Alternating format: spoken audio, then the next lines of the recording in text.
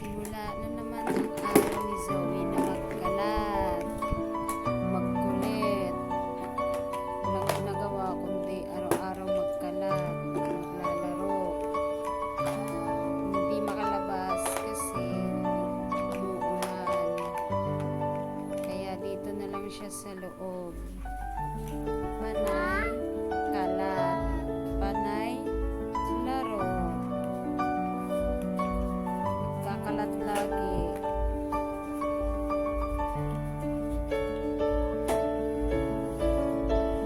Lalaro na naman ang bata.